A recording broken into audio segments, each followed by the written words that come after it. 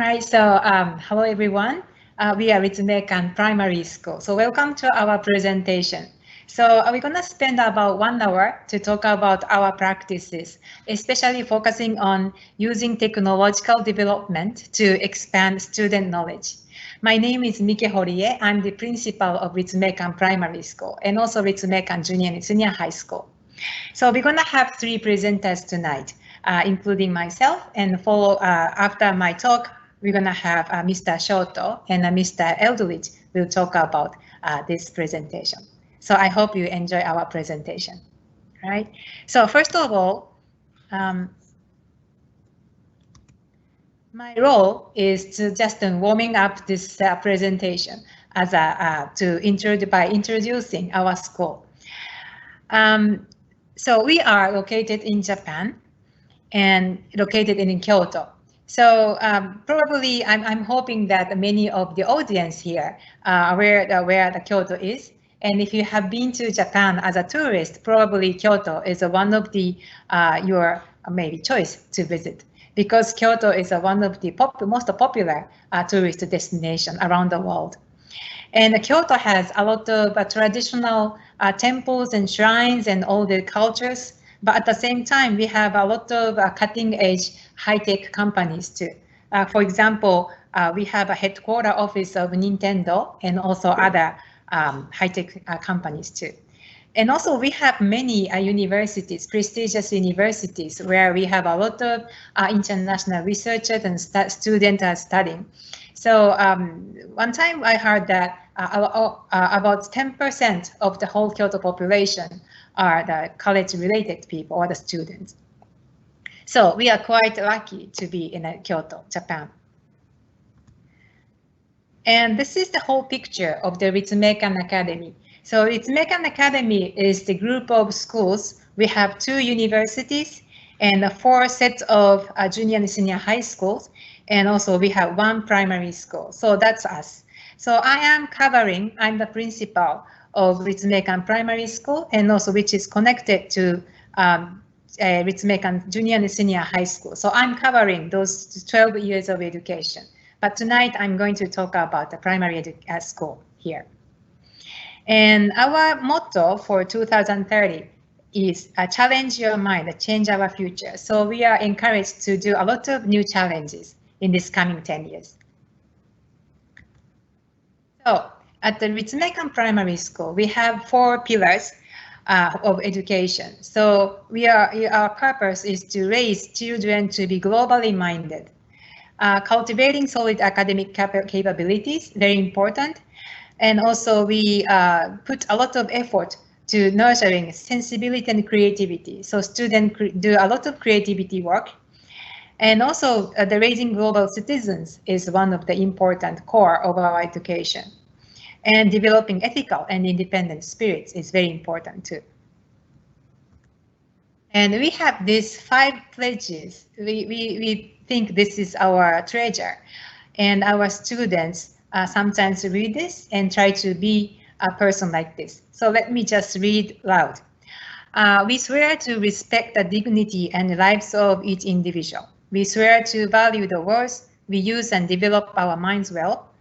We swear to cherish curiosity and keep learning every chance we have.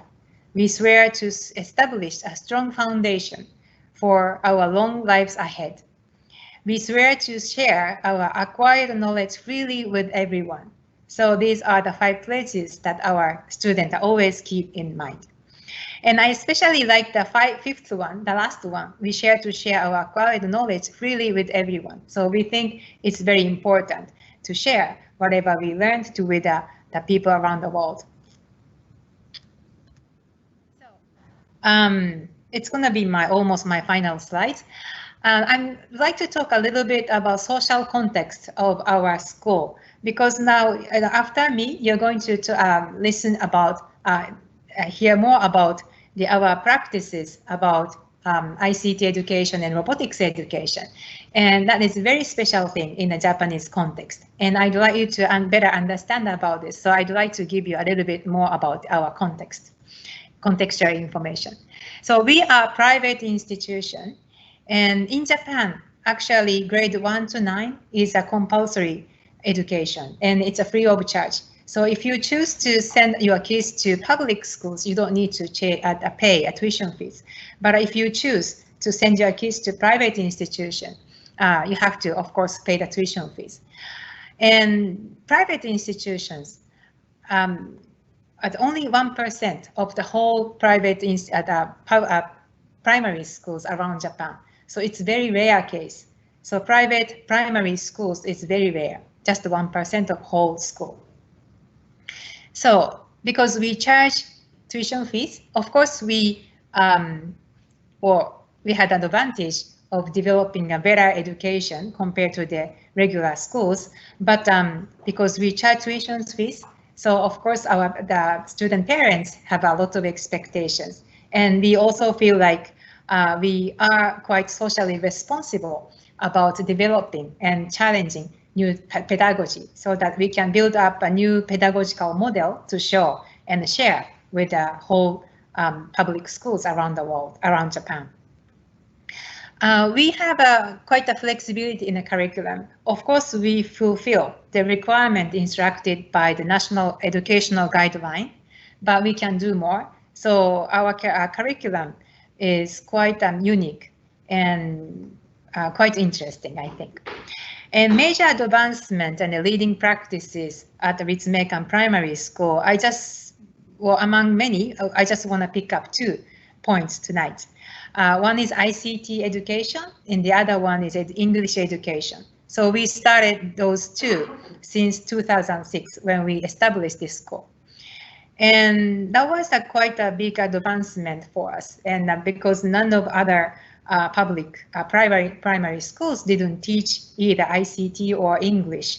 But now, actually this year, 2020, the government included the programming-ish education and the English education as a requirement at every primary school curriculum starting this year. So now all these schools around Japan is kind of catching up. They are starting practicing those ICT and English education. So we have a lot of advantage of almost like 14 years of rich experience of teaching it, but we need to do more, I guess, right? So this is a little bit about our social context, right? So now I think I would like to pass this on to the next presenter, Mr. Hidekatsu Shoto. He's going to talk about ICT program. And after that, we're going to have Mr. Jeffrey Eldridge, who's going to talk about the robotics program. So thank you very much, and please enjoy our presentation.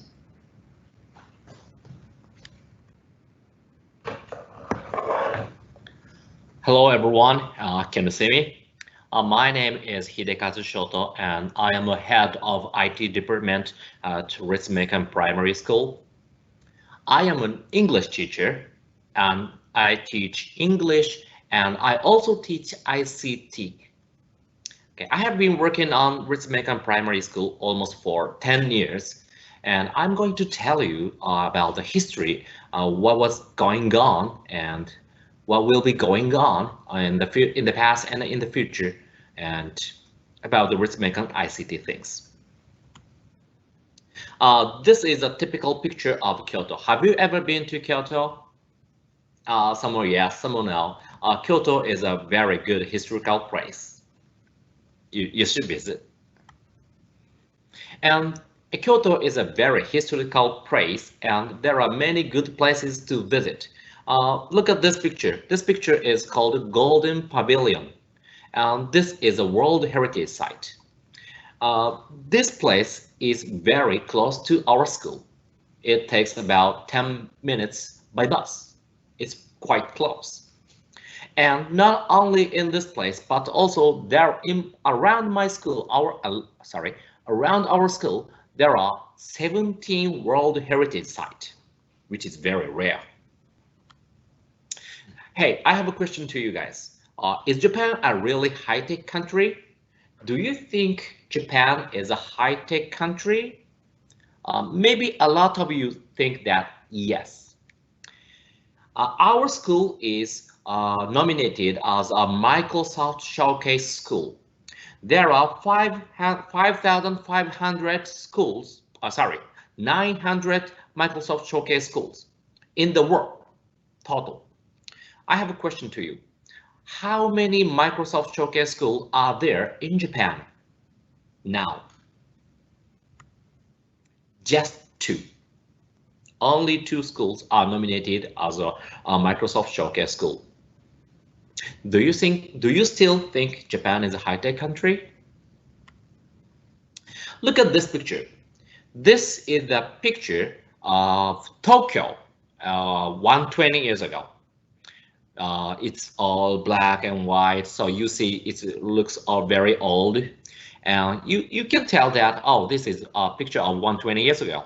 It's easy. And how about now? This is the picture of Tokyo now. So maybe there are high buildings, you know, it looks high-tech country, it's a modern country, modern city area. So you can see the differences between 120 years ago and now. I mean, city has changed a lot.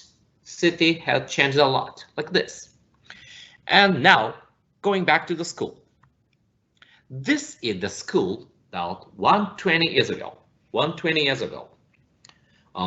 We have a blackboard in the front, and we have a desk, chairs. Yes, this is a typical type of school. 120 years ago. How about now? Look at this. This is the typical classroom now. Can you see any differences here? Coming back again. This is the city 120 years ago, and now has a lot of big change. How about this? This. So Japan is, the school system doesn't change a lot for 120 years. By the way, I am standing here to talk to you because I was nominated as a Global Teacher Prize 2019 as a top 10 finalist. Why I was chosen Global Teacher Prize is because I use ICT a lot in my English class. In Japan, we are very behind using ICT things, like as I showed the picture like this. But I use ICT in my English class, especially I use Minecraft. Do you know the game Minecraft? Maybe some of you don't know about what is Minecraft. So maybe I'm going to show the video a little bit. So maybe you can see that what is Minecraft. Oops, sorry.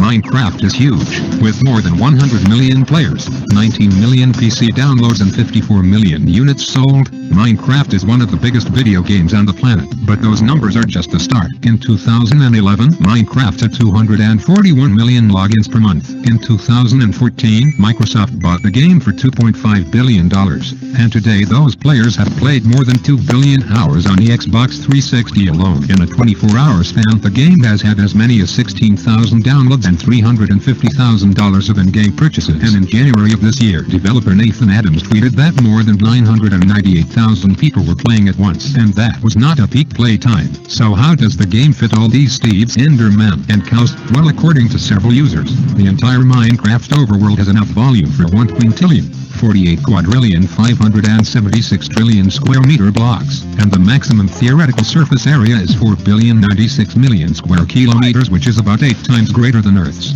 And if you wanted to explore all of it, one user calculated that it would take about 3 trillion hours, or about 4.4 million average human lifespans. Another user calculated that the game can generate 18 quintillion possible worlds. One brave Minecrafter named Kurt J. Mack even decided to try and walk to the edge of his world. So far he has walked more than 919,592 miles, and at his current pace it will only take him another 21 years to get there, which is great because he has already raised over $269,000 with his Minecraft charity walks. So beyond incredibly long walks and running from creepers, what do players do in a world this large? Build megastructures, of course. One user built the Tower of Babel with over 7 million blocks and 90,000 lights. Another built a track 8 miles long, a half-hour drive in the Minecraft car. The Danish Geodata agency even created the entire country of Denmark on a 1-to-1 scale. It has 4 trillion blocks, takes up a terabyte of data, and is one of Minecraft's 12 world records. Of course, if you want to know just how big Minecraft really is, all you have to know is that in 2014, Minecraft was the #2 search term for all of YouTube, beating out Beyonce, Taylor Swift, and even Frozen. Like we said, Minecraft is huge. So now you understand what Minecraft is. So I use Minecraft in my English class, and I make a project which is called Let's Introduce Our Town, Kyoto, to the World. As I showed you, close to our school, there are many World Heritage sites. So we should learn the history of the World Heritage site. In history class, we study, actually students study about the history of each World Heritage site.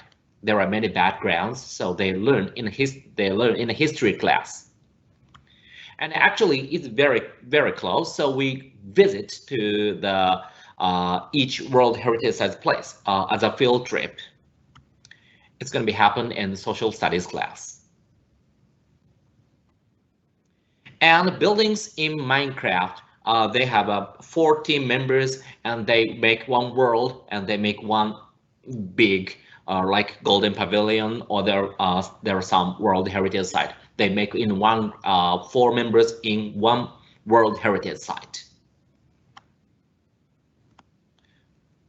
And in Minecraft, there is a character called Agent. Agent is a robot, and once we program the Agent robot, it works as a tour guide. So students are going to program the robot to be a tour guide, but the students have no experiences to be a tour guide. So we invite foreign students to our school, and the students are going to introduce and as a tour introduce the World Heritage Site as they are the tour guide. It's very fun. We did this class in English class, and this is a programming. Can you see the smaller robots? Very cute. We program that, and they will be a tour guide. We did this class in ICT class. So there are many challenges on Minecraft. Why we can do that? Because every student in Ritsumeikan Primary School has one device. From 1st graders to 6th graders, every student has one device. 1st and 2nd graders has iPad. It's very easy to control. No keyboard. And from 3rd graders to 6th graders, they have a Surface Go, which they have a keyboard. So there are many questions why we choose Surface. Our purpose for using ICT, there are many purposes, but actually the main purpose, or one of the purpose of using Surface, is we raise children who can handle Word, Excel, PowerPoint. So that's why we choose a Surface. And during COVID-19 situation, we have a lot of fights. Because we have never had that kind of situation, and the students have to stay in the houses, and teachers also have to stay in the houses. So during that period, we have no school. But Ritsumeikan Primary School, no, we have a school. How? Online. So we called it in remote learning. Because from 1st graders to 6th graders, each graders has their own device. We do online classroom. So based on Teams, maybe you see this from the Teams slide.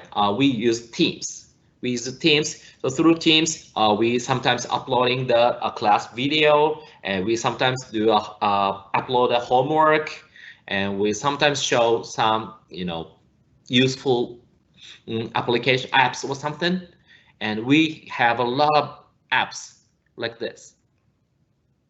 So throughout using these items, we even for the COVID-19 situation, we could have a good class through online.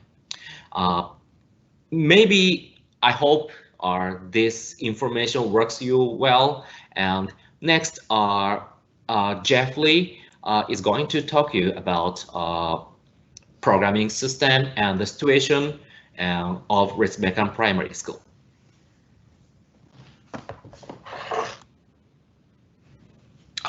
Oh, sorry. Before doing that, let me show you about what was the result of the students' performance. This is the video right before the graduation.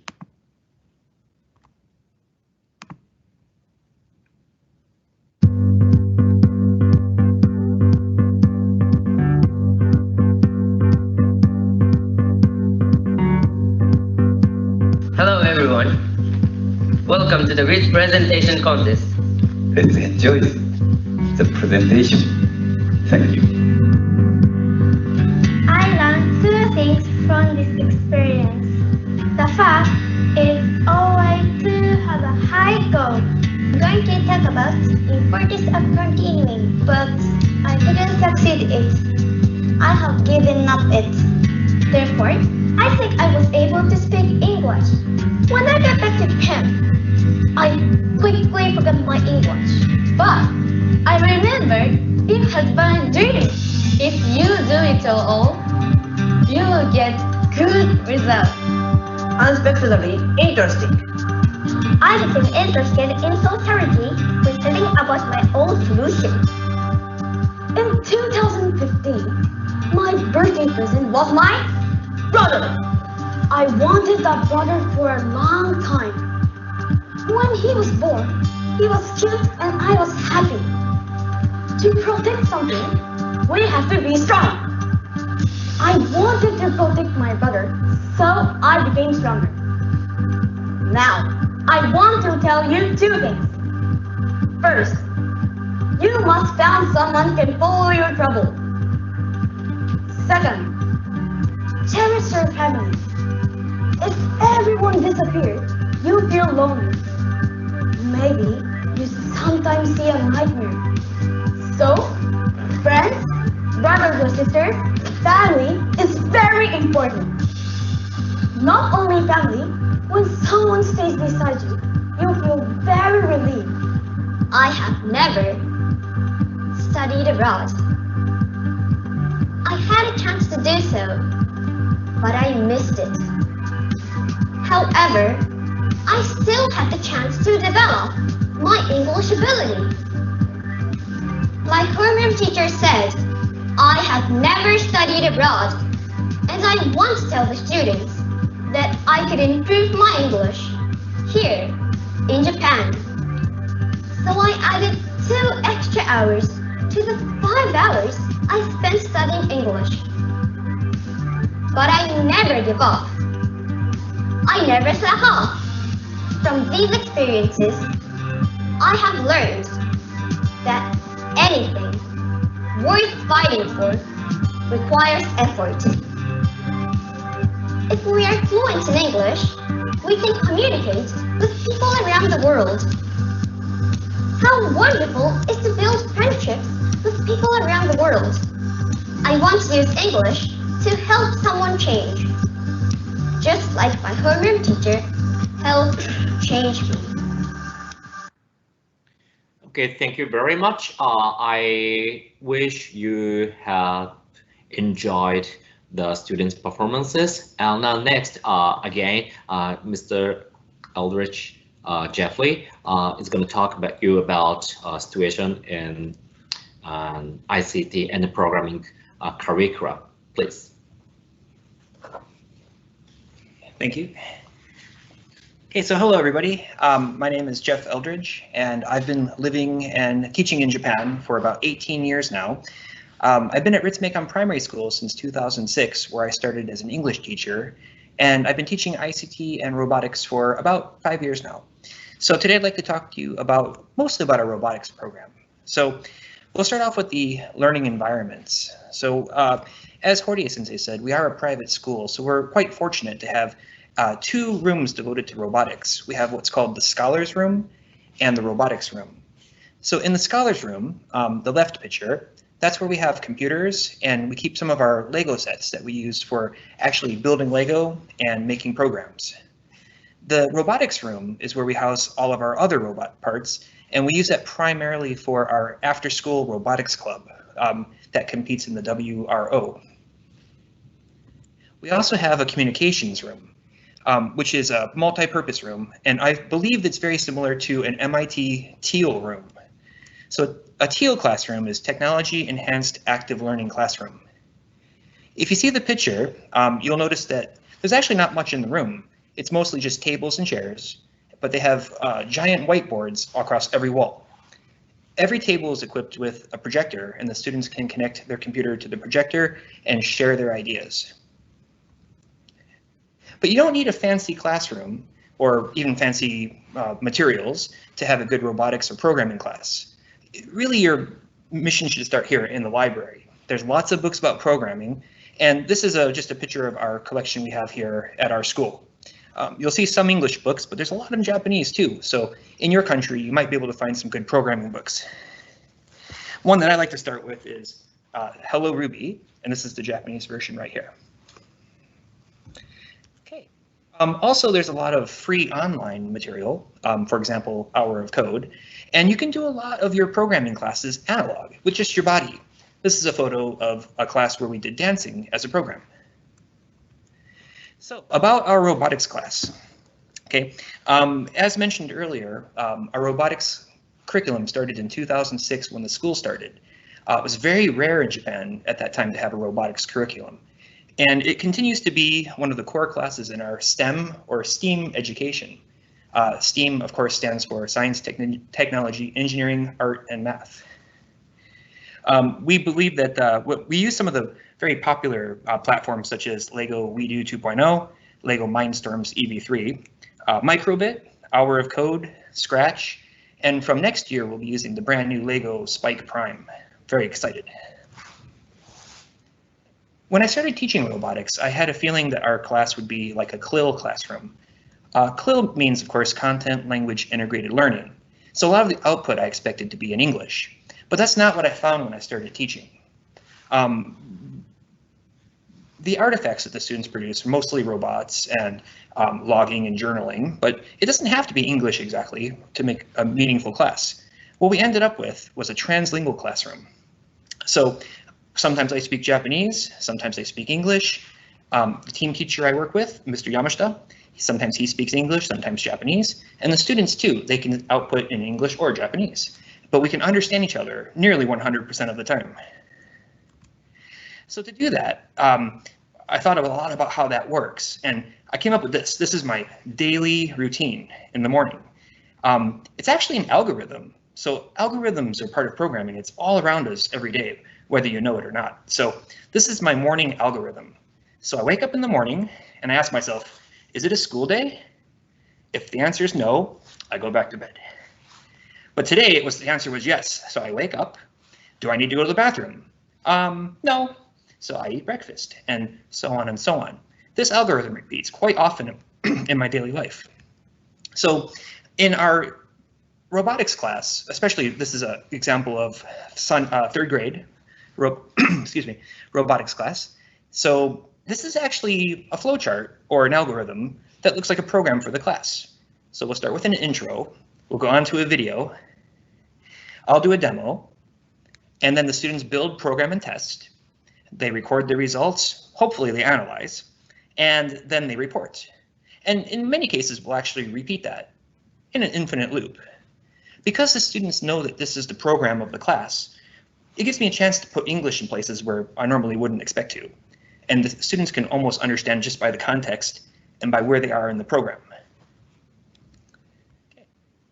Today's theme was called Using Technological Development to Expand Students' Knowledge. I really thought about what that means, and I came up with this: active learning. Okay, so the killer app for technology is really active learning. A robotics class or a programming class, really the students have to be active and they have to output quite a lot. So I wondered if active learning was kind of a word that we use in Japan, since I've been teaching here for such a long time. So I went to the internet and I looked at the Google Books Ngram viewer and I typed in active learning, and this is what I found. So it looks like there was looks like active learning has gone back in publications for quite a long time, 1920s. And there was a big uptake in the 1980s, 90s, 2000s, and it looks like it's still popular today. I wonder if you use active learning in your country. So active learning is really anything that involves students doing things and thinking about the things they are doing. Okay, so this is just a graph of retention of learning, and you'll notice that the more active you get, the more the students remember. Okay, so there's lots of practices for active learning. And today I'd like to talk about some of our favorites that we use here in our robotics classes. The first one, of course, is journaling or logging. Okay, this actually helps the students with their critical thinking and presentation of ideas and presentation skills. With the current pandemic situation too, we've actually starting to switch from using actual paper to more of a digital approach. So this is actually a Microsoft form inside of Teams. Students can fill out their what they learned for the day, the reflection, and they can make some journals, and it's very interesting for the teachers to look at the data afterwards. Okay, the next one's flowcharts. Okay, this is a lot like concept mapping, except a flowchart usually has an end. So on the left side of the screen, you'll see this is actually a flowchart for a line tracing program that an EV3 robot could use. So it follows a black line and has this program. On the right side, you'll see students presenting about a program as a flowchart. The next one is think, pair, share. I think this is a relatively common activity that a lot of people use in their classroom, but I notice a lot of times it's just pair, share. So you tell the students, okay, what's this, or think about this. They suddenly talk about it and they come up with an idea together. It's a good method, but I like to add the think to the beginning. So our students would like to say, okay, well, think about this, close your eyes and think. So they get some time to think. Then they talk in their pair and share their ideas, their original ideas. Then they can share the information with the rest of the class. Okay, the next one's short writing exercises. This one is very interesting. Some people call it the 1 minute paper. Usually we give our students about 5 to 10 minutes to write. And sometimes it's in Japanese, but as you can see from these pictures, sometimes it's in English. The next one is reaction to videos or photos. Okay, this can be a passive exercise if you're not careful. So what we usually do is we'll watch a video, we'll stop it, and we'll ask some very important questions that help students imagine what's going to happen next or tell us what they see. This is a more active way to watch a video. We use this often to introduce a new topic. Okay, the next one, which we haven't done in a while, but I'd like to start doing again, is called learning cells. This is also called student dyad. So in a learning cell, the students come up with their own quiz for each other. So in this case, they're actually quizzing each other about the names of Lego elements. Okay, this element is called this element, what's this element? And they go into a circle. By making up a quiz, they can actually come up with very, very good ideas on their own. Okay, the next one, and this is probably the cornerstone of any good robotics program, games, missions, or challenges. Okay, this is a good way to wrap up an activity, or it can be the activity itself. But learning through play is one of the most important things and one of the most active ways that students can learn. Okay, another one is called gallery walk. Okay, now with COVID-19, this is a little bit harder. We have to be careful and maintain social distance. But students can walk around the classroom and interact with other students and see what they have made. This gives our students a better idea of what they may do in the future, or, oh, I wish I had thought of that, let's try this, and they can talk about it. Almost every class I do has at least a few minutes devoted to gallery walk. Okay, so I mentioned COVID-19, and actually this is a picture of Pepper the robot. He says social distance in Japanese on his chest, and he has a 1 meter ruler. So we have some things that we can't do so easy. For example, group discussion or collaborative group learning. Now, normally, these would be great activities where the students can talk to each other. Sometimes they're more comfortable talking to each other than they are talking to the teacher, so they can come up with ideas and present to the class in collaborative group learning. But with COVID-19, it's a little bit harder to do. But very soon, we're hoping to use Teams or even Zoom to do some better collaborative group learning. And probably, to me, the top of the totem pole is learning by teaching. Okay, so this is a picture from a few years ago from an ICT class that Shoto Sensei was teaching, and they had a group of students doing Minecraft, and one student was the Minecraft mentor. He was in charge of keeping that team on track and on task, and he taught the other students about Minecraft. The range of what the students know about Minecraft was quite high. There was a big, some people knew a lot, some people didn't know much at all. So he was in charge of teaching them, and in the process learned quite a lot himself. For other COVID-19 precautions, we do maintain 1 meter or 2 meter distance. The students wear masks, and teachers always disinfect anything that the students have touched during class. So in between classes, it can be pretty tight where we're cleaning. Okay. Also, we have we've brought some more tables in so that when the students are testing their models, we have a little more space. One more interesting thing, I'll go back one slide, is you see 2 students at these tables. Usually there are 4 students. So a normal class, but pre-COVID-19, we had about 30 students in a class and we had a 2-hour class. Now we have a 1-hour class and we have only 15 students. The other 15 students go to a different class, perhaps Japanese or math. And then the next period we switch back. So I'll have half of a class and then the next hour I'll have the other half of the class. This helps us to keep the numbers down and keep space between the students. Okay, the final thing I want to talk about is the Rits Tech Club. So this is an after-school program that we have, and it gives teachers a good chance to try something new that may be a little difficult to try in class. Okay, so in Rits Tech, we have done things like AR. So this is the Everyday Earth Ball. It's an AR globe. The students use their device and they can see overlays over this globe. So you can see there's Olympic medals, perhaps there's country flags. We also learned about photography with Kyotography. They taught us how to take pictures with our Microsoft Surfaces. We tried Alexa skill blueprints, where the students made quizzes with Alexa, and this was really, really fun.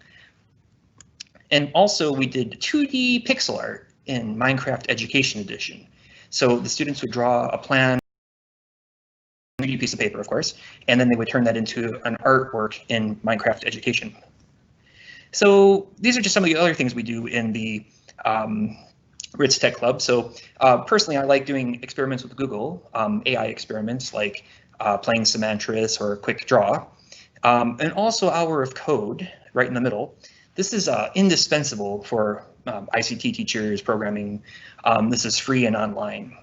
And some of the other things we're going to do in the future here too is we're starting up Minecraft Earth, which is the AR version of Minecraft. Okay, well, thank you for listening to my part of the presentation. We're ready to take some questions from you, so please type your questions and we'll take a look. Thank you.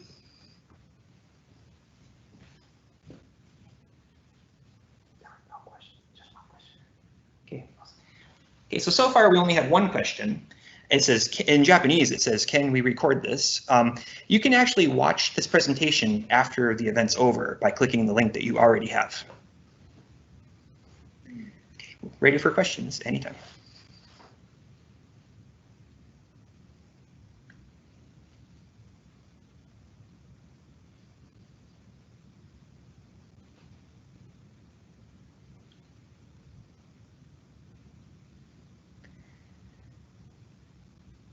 Not getting any questions. Can you please ask anything you like?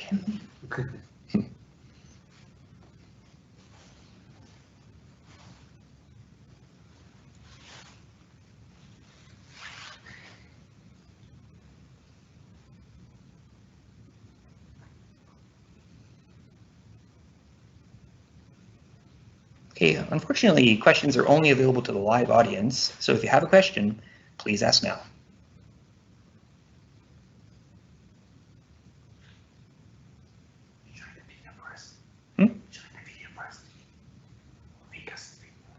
try. Okay, we have a sponsor video that we have to show. Let's watch the video. If you have any questions while the video plays, please ask, and we will address any questions that you may have after the presentation. Thank you.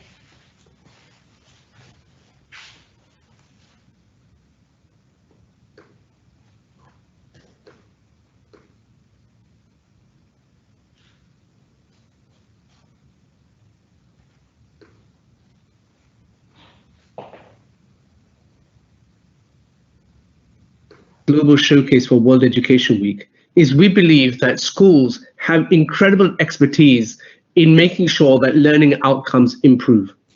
Given the state of the world, we want to see the expertise from this particular school being replicated in schools all over our planet so that the world becomes better for everyone. That is why I congratulate this school for what it does and hope that those listening can take away conclusions as to how they should actually approach their own improvement journeys. Thank you all for participating, and I look forward to seeing you in many of the other events this coming week. And I also want to take this opportunity to thank our sponsors for supporting this incredible work, without whom we couldn't have put together this global showcase. Thank you, and I wish you well for this event. Fast-paced social, economic, and technology-driven change is redefining our world. And having a broad range of skills, such as creativity and problem-solving, has become far more important than being able to memorize information. To redefine how our children learn, and to empower them for the future, parents, teachers, and policymakers must stop overlooking a powerful part of the solution: learning through play. Play is the rocket fuel of child development, and there is a growing body of evidence to support that play is fundamental for children's positive growth and well-being over time. It is also an essential way to foster the skills required to thrive in today's world. The LEGO Foundation aims to build a future in which learning through play empowers children to become creative, engaged, lifelong learners. To do so, we work with a range of partners around the world to change the hearts and minds of all of those who influence children's lives through our programs, research, and advocacy, so they can embrace the transformative power of play. Examples of what we do include making sure that caregivers, practitioners, and policymakers understand the importance of play, investigating, testing, and scaling new ways to bring play-based learning into homes and schools, using play to help millions of the world's most vulnerable children cope with adverse childhood experiences and toxic stress, or conducting research with some of the world's leading research institutions. Please visit our website and follow us on social media to learn more.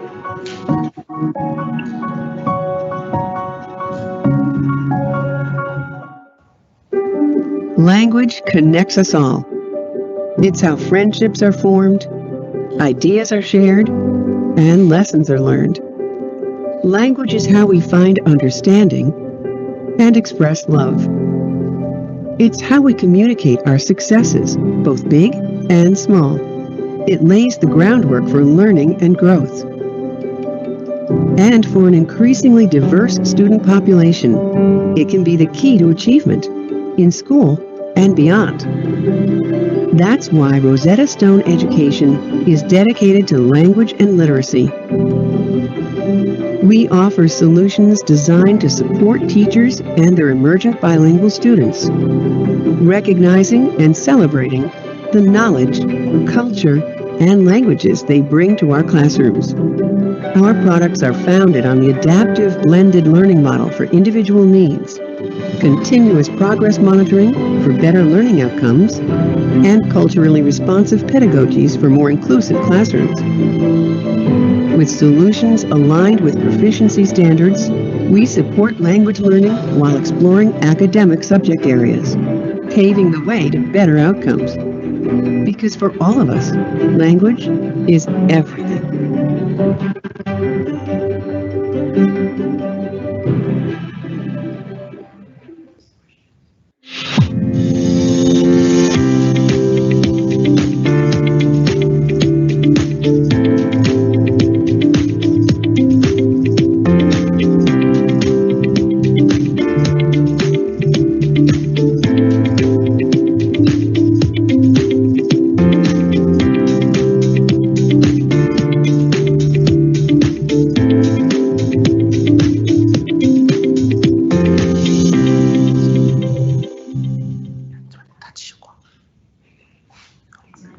T4 community, we talk a lot about teachers these days, but we rarely listen to them. Therefore, I am truly excited to join the T4 World Education Week to hear from teachers and school leaders all over the world how we can impact learning together. I'm particularly looking forward to the global showcase. 100 schools sharing their expertise and best practices, I believe, will be a huge motivation for other schools around the globe. I'm equally impressed by the T4 Solutions Challenge, its finalists and their solutions to real-world issues in education. This gives me hope that we can, together, turn around education globally. The Jacobs Foundation is a proud supporter of the T4 World Education Week because we share a vision to reimagine learning and education by bringing together the brightest people who understand how children learn. Let's do this together.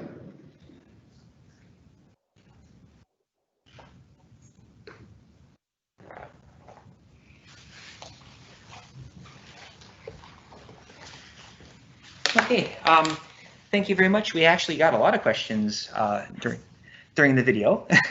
Sorry, I have to wear my mask. Okay, so one of the questions is can I ask you what about science classes integrating with ICT? We do have, for 5th and 6th grade at our school, we have specialized teachers that teach their subject. So for example, we have actually 3 science teachers that teach science. And I've spoken to them a lot, and we have done some crossover between our class. Like, for example, there was a unit we did about frogs, and we made a robotic frog that actually changed from a tadpole to a froglet to a frog. We had some crossover, but I think the general consensus is that that's a natural science class, and it's a little bit separate from what we do with the ICT program. But very good question. Thank you very much. The next question is, are you a public or private school? Okay, we actually answered that in the beginning. Maybe you missed the beginning. We are a private school. Okay.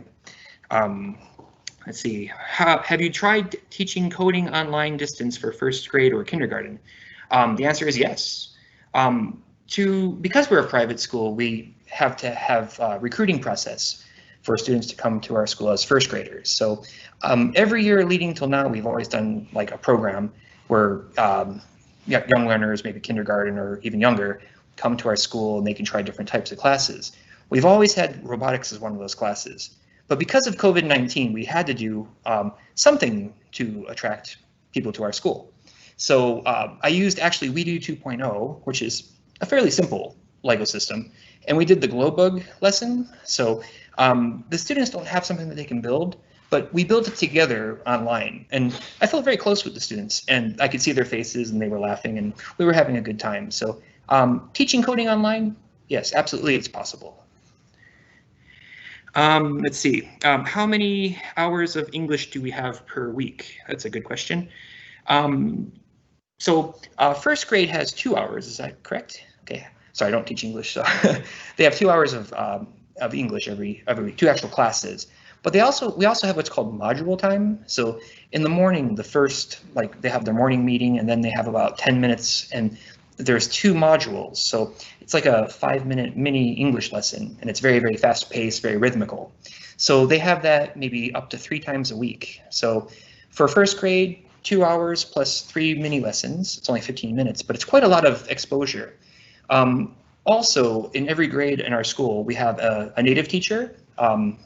So they're always around English, and English is quite a living language in our school. But thank you very much for the question. Let's see. How do we ensure that each child is learning? So I had a slide. I don't know if I can go back to it now, but journaling and logging, and then also like forms, either Google Forms or Microsoft like Fill Forms. All of those are artifacts that the teachers can look. The paper version, we read it, we stamp. In Japan, like stamping things is meant that you looked at it and read it. The Google Forms or the Microsoft version, we can actually go back and look at everything. So we can pretty much see, who's turning in information, like who's actually like what they're learning and how they feel about the class. We usually ask them to rate the class. So we have like a 5-point system, and The 1 is like it was difficult, and the 5 it was really, really fun. So we get a lot of good information, and I like going through all the data.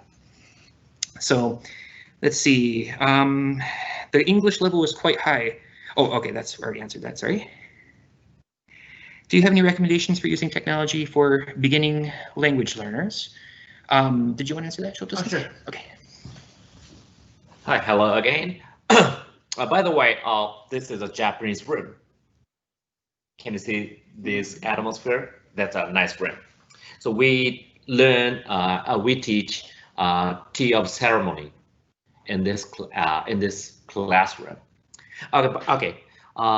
Maybe for language learners, for beginners, maybe I recommend this. Can you see this? It's called Faria. It's a good app for extended reading. I think students are for young learners and for young learners. I think extended reading is the best way for get interest to the English world or language world. So this is the apps, and there are many picture books inside here, and sometimes they are going to read for you for the students. So I recommend this. And not only this, but also for extended reading is the better way for get interest of the students, learn or get their interest on language itself. So is that okay to answer that? Yeah. So any other question? The continuing that question, another thing that we use a lot in our school is PowerPoint.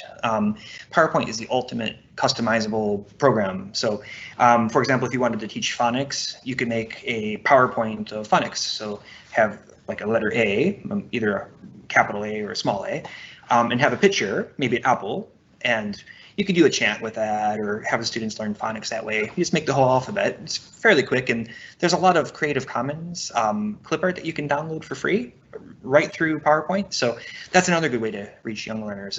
It's quite engaging for them to see something, and all you really need is a computer and a projector. You don't even need a screen. You can project it right on the wall.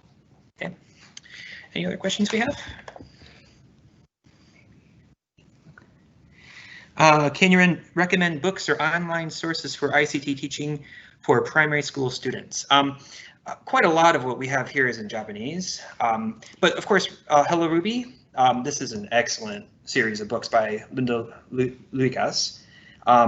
We've actually had people that did the translation for this come to our school and do a presentation where the students did like a dance and jumped around using like blocks of code that we just used magnets to stick to a board. This is a good place to start. There's a lot of books about Lego programming, a lot of books about EV3 and WeDo. Check Amazon and go to your public library, see what they have for programming. So it might vary by country. So, okay, thank you. Any other new questions? Last question. Let's see. Oh, how can you share your thoughts on how we can utilize ICT tablets to help students learn English? Okay, this is the final question. So at our school, we have a shared folder that we can distribute information to the students. And also we use Teams now too, so we can have the students have the ability to download a lot of information.